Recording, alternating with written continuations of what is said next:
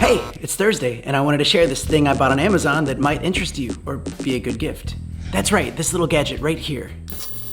It's a USB lighter. Not that we light a bunch of stuff on fire over here, but usually when we need to light the birthday candles, light the grill, the mozzie coils, that means mosquito coils for non-Australians. It's just a bit overdramatic to use this. And for some reason, lighters for us either break, run out of fuel, or it just gets a little bit hot when you're using it.